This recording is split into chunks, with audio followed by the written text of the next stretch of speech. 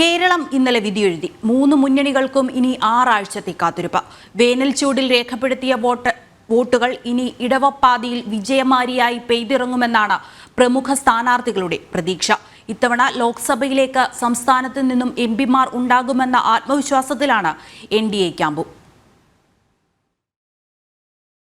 സംസ്ഥാനത്തെ 20 മണ്ഡലങ്ങളിലും 3 മുന്നണികളും കാഴ്ചവെച്ചത് തീപാറെന്ന പോരാട്ടം.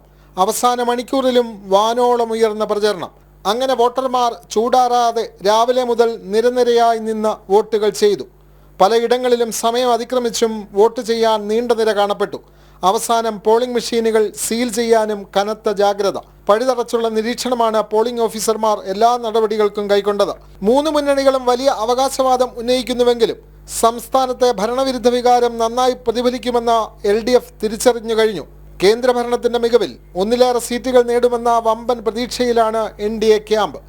പ്രധാനമന്ത്രി നരേന്ദ്രമോദി നിരവധി തവണ പ്രചാരണത്തിനെത്തിയത് വലിയ ആത്മവിശ്വാസമാണ് NDA മുന്നണിക്ക് നൽകിയത്.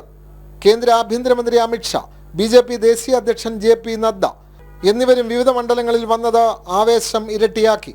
കേന്ദ്രമന്ത്രിമാരായ രാജീവ് ചന്ദ്രശേഖർ, V മുരളീധരൻ എന്നിവർ അടക്കം പ്രമുഖർ മത്സരത്തിനിറങ്ങിയതും വിജയപ്രതീക്ഷകൾ ഇരട്ടിയാക്കി. ജൂൺ 4-ന് ഇടവപ്പാതി കോരിച്ചൊരിയുന്ന വേളയിലാണ് വോട്ടെണ്ണൽ. ഇത് വിജയമഴയായി പെയ്തിറങ്ങുമെന്ന കാത്തിരിപ്പിലാണ് സംസ്ഥാനത്തെ ദേശീയ ജനാധിപത്യ സഖ്യം. ജനം, തിരുവനന്തപുരം.